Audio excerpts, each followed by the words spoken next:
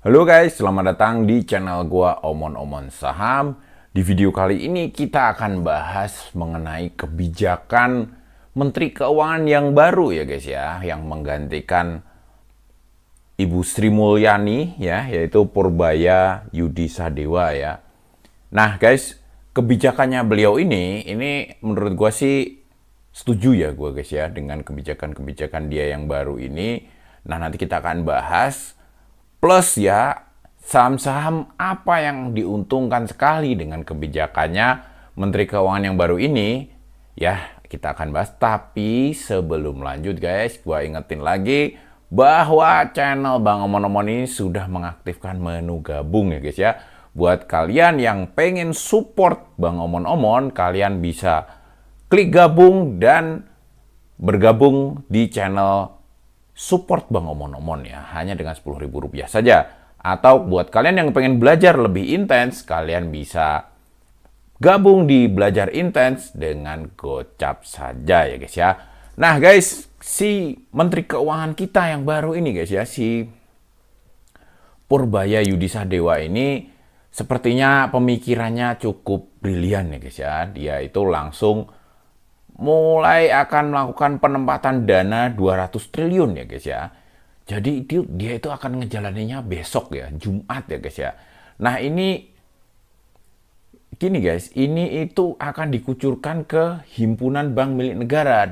Jadi Himbara ini akan dikucurkan lewat, jadi dana 200 triliun ini akan dikucurkan ke masyarakat itu lewat Himbara gitu loh guys ya, lewat Himbara. Himpunan Bank Negara ya, itu ada BMRI, BBRI, ya, BBNI, ya, BBTN. Nah, tapi tentunya yang paling dominan biasanya tentunya adalah BBRI, BMRI, dan BBNI ya, di antara bank-bank negara ini guys ya. Nah, ini menjadi berkah yang luar biasa untuk perbankan ya guys ya, karena memang duit ini itu tidak dipinjamkan gitu loh guys ya oleh pemerintah ya kepada bank-bank negara, tetapi sifatnya seperti pemerintah itu nyimpen deposito ke perbankan gitu loh guys ya. Jadi perbankan ini dapat dana yang relatif murah gitu loh guys ya, dapat dana yang relatif murah, ini bisa mereka pakai untuk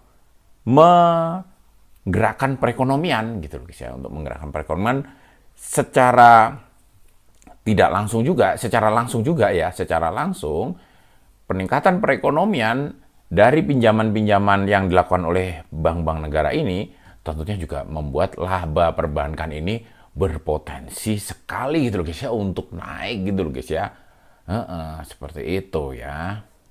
Nah ini guys, si Menteri Keuangan baru ini juga membuat statement-statement yang menurut gue sih menenangkan kita gitu loh guys ya, membuat kita senang gitu loh guys ya.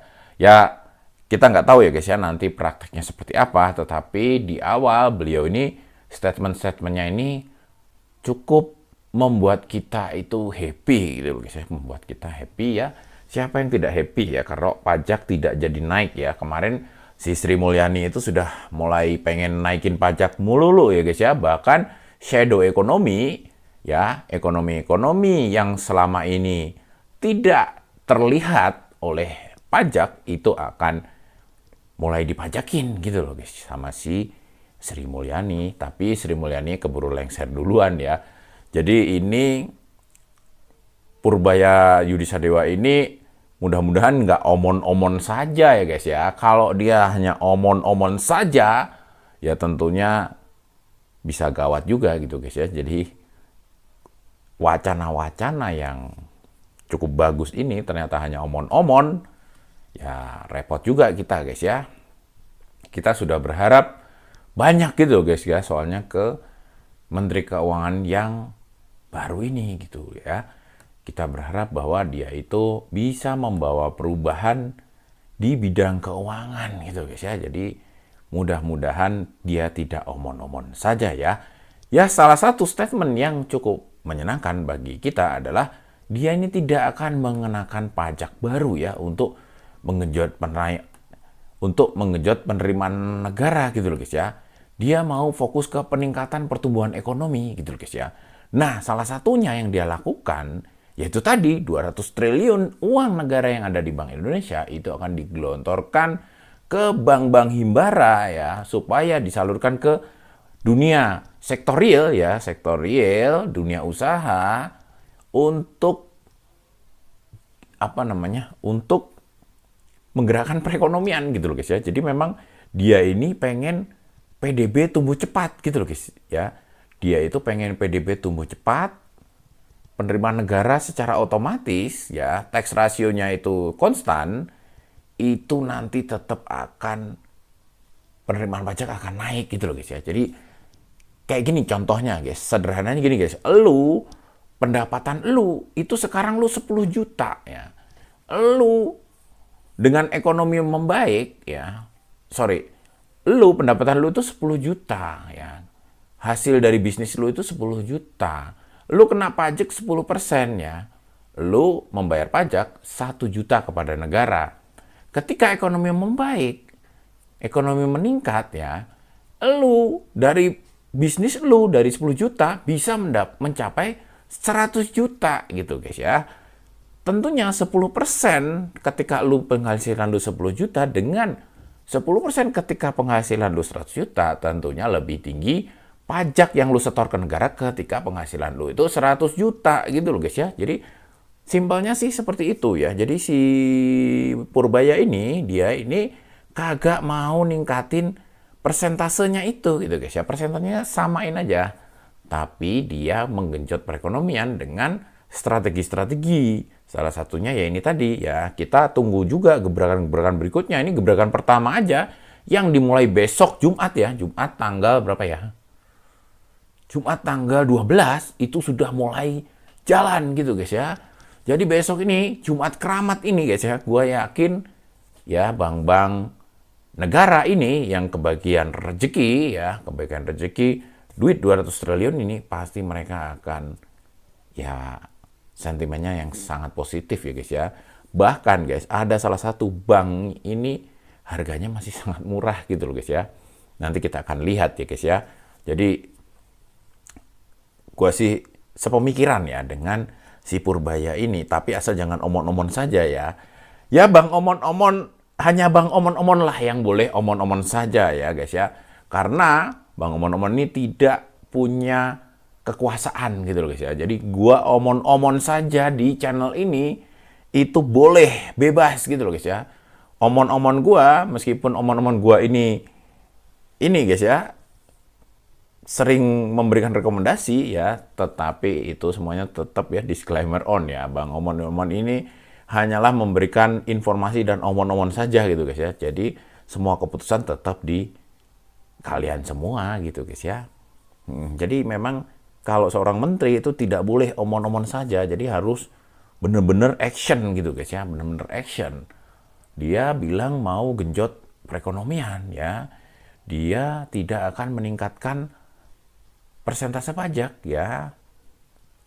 Jadi yang dia genjot itu PDB-nya gitu guys ya. Jadi persentase pajaknya, tax rasionya tetap konstan, tapi PDB-nya digenjot, ekonomi muter, otomatis setoran pajak itu naik ya. Ilustrasinya seperti gue bilang tadi, lu penghasilan 10 juta doang, lu 10%, lu setor 1 juta ke negara. Ketika penghasilan lu 100 juta, 10% lu akan setor 10 juta ke negara gitu loh guys ya. Seperti itu. Ya. Stimulus pertamanya dia melakukan 200 triliun. Nah, saham-saham yang terpengaruh ya tentu saja trio macan ini ya yang gua sebut tadi ya. Yang pertama yang BBRI ya. BBRI ini hari ini aja sudah naik 200 poin ya, satu hari aja 5,15% ya. BBNI hari ini itu naik 320 poin guys, 7,8% ya guys ya. Salah satu bank yang masih loyo adalah BMRI guys. Padahal BMRI ini labanya guys ini menarik sekali gitu loh guys ya. Ini malah hanya naik 80 poin, 1,8%. Ini sepertinya kesempatan lo itu di bank ini gitu guys ya. Karena jangka panjangnya ini itu pasti masih sangat potensial gitu guys ya, si BMRI ini gitu guys ya. Ya, BRI cukup oke ya. Hari ini kenaikannya secara laporan keuangan yang bulanannya ya itu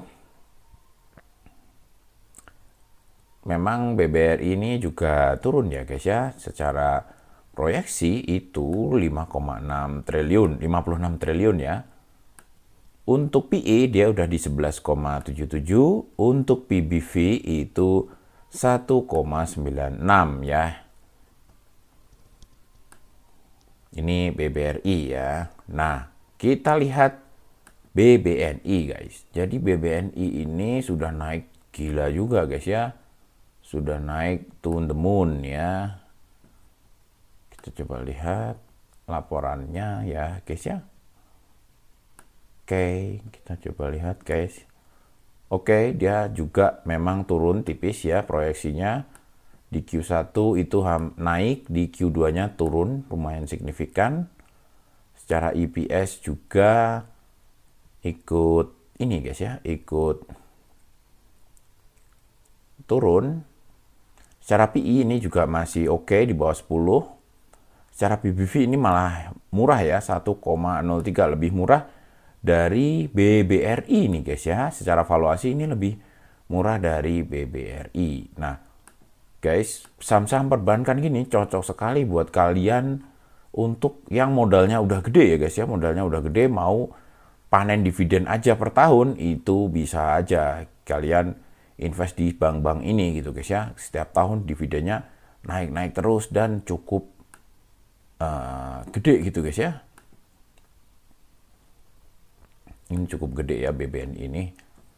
Nah, bank yang terakhir ya, yang gua maksud ini yang sekarang posisinya murah sekali adalah BMRI guys ya. BMRI ini besok kemungkinan gacor nih guys ya.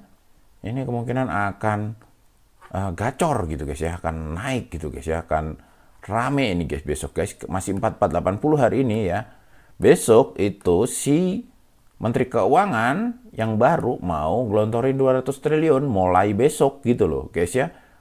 Memang efeknya nggak akan langsung besok juga gitu guys ya, efek dari kebijakan itu. Tapi harga sahamnya bisa-bisa besok ini sudah mulai rame gitu guys ya. Besok tanggal 12 ya.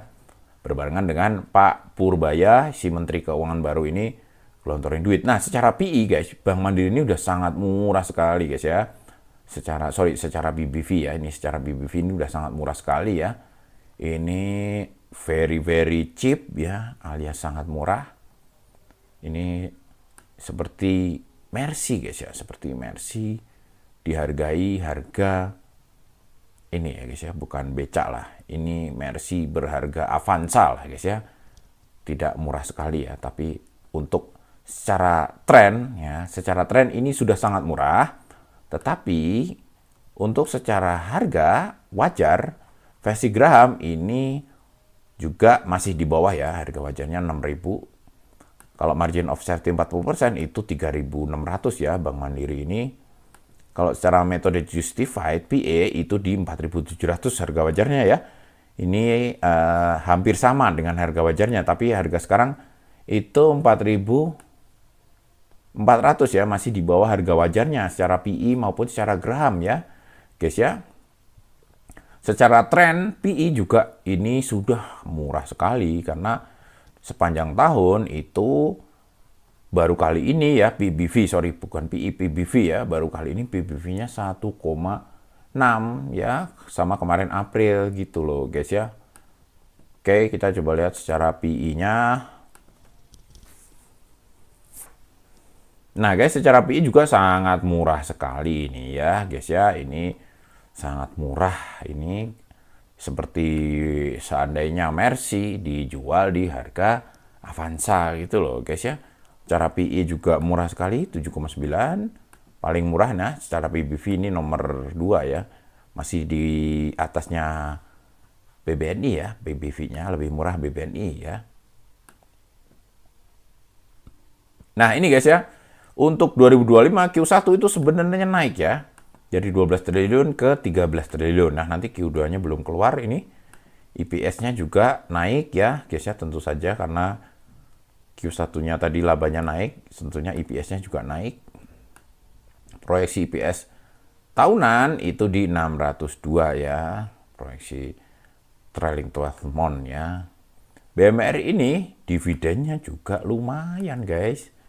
Ya, dividennya ini sangat rajin, tidak pernah absen ya, dan jumbo-jumbo nih guys. Ini guys, ya, lo pegang 3 ini, kalau modal lo cukup, ini bakalan ngalirin cash flow yang besar ke lo gitu guys ya. Kalau modal lo gede ya, kalau modal lo kecil, ya saran gua sih jangan terlalu all in di sini gitu loh guys ya, karena ini agak lambat gitu guys ya. Tapi kalau modal lu udah gede, lu masuk aja ke 3 ini, lu udah dapat cash flow terus ya, yang cukup buat lu hidup makmur gitu loh guys ya. Ya mungkin kayak gitu dulu guys ya, omongan kali ini ya. Intinya saham BMRI ini masih sangat murah secara tren ya, meskipun secara harga wajar ini sudah mendekati lah ya guys ya, mendekati, tetapi masih di bawah harga wajarnya gitu guys ya. Dan besok mulai jalan kebijakan penggelontoran 200 triliun, tentunya pasti akan menarik sekali ya kita untuk perhatikan ya. Bank-bank ini besok gitu loh guys ya, layak sekali untuk lo masukin watchlist lo gitu loh guys ya, maksud gua. Ya oke guys, mungkin kayak gitu dulu omongan kali ini. Sampai jumpa lagi di video selanjutnya. Wassalam.